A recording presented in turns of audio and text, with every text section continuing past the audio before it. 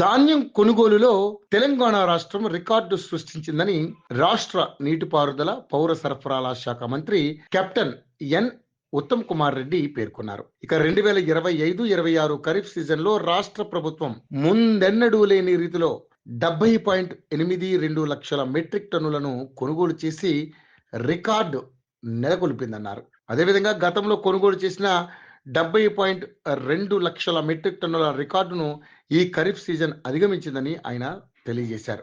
ధాన్యం కొనుగోలు ప్రక్రియలో చారిత్రక మైలురాయిగా ఆయన అభివర్ణించారు. రాష్ట్ర పౌర సరఫరాల శాఖ, నీటిపారుదల శాఖలు సమన్వయం చేయడంతో పాటు తెలంగాణ రైతాంగం ఈ రికార్డులో భాగస్వామ్యం ఉందని ఆయన తెలియజేశారు.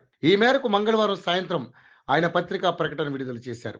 ధాన్య సంపదకు ప్రతీకగా నిలిచే సంక్రాంతి పర్వదినం జరుపుకుంటున్న తెలంగాణ రాష్ట్ర రైతాంగానికి, రాష్ట్ర ప్రజలకు, ముఖ్యంగా పర్వదినాన్ని పురస్కరించుకుని రంగబల్లు అద్దుతున్న మహిళా మనులకు ఆయన సంక్రాంతి శుభాకాంక్షలు తెలియజేశారు.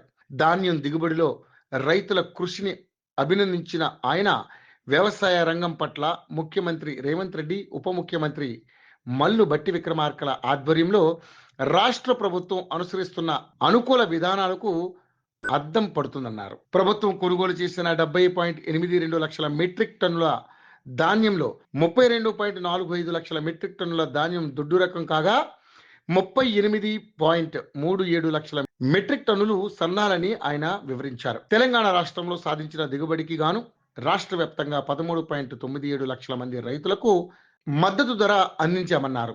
కొనుగోలు చేసిన ధాన్యం మొత్తానికి 16,912 కోట్లు పైచిలుకని కాగా ఇందులో ఇప్పటికీ 16,602 కోట్లు చెల్లించినట్లుగా ఆయన వెల్లడించారు.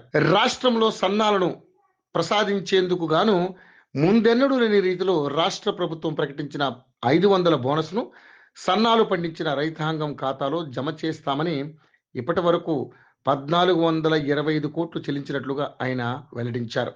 ఇక తెలంగాణ రాష్ట్రంలో రికార్డు స్థాయిలో ధాన్యం దిగుబడి అయిన నేపథ్యంలో కొనుగోలు ప్రక్రియ కూడా ప్రభుత్వం ఒక సవాల్గా స్వీకరించి 8,448 కొనుగోలు కేంద్రాలను ప్రారంభించడంతో పాటు అధికార యంత్రాంగం క్షేత్రస్థాయిలో ఎప్పటికప్పుడు పర్యవేక్షించడం వల్లనే ధాన్యం కొనుగోలు ప్రక్రియ విజయవంతంగా ముగిసిందని ఆయన తెలిపారు. ధాన్యం దిగుబడిలోనే కాదు, ధాన్యం కొనుగోలులోనూ కూడా తెలంగాణ రాష్ట్రం రికార్డు సృష్టించిందని, ఇందులో ప్రధాన భాగస్వామ్యం తెలంగాణ రైతాంగానిదేనని మంత్రి ఉత్తమ్ కుమార్ రెడ్డి కొనియాడారు.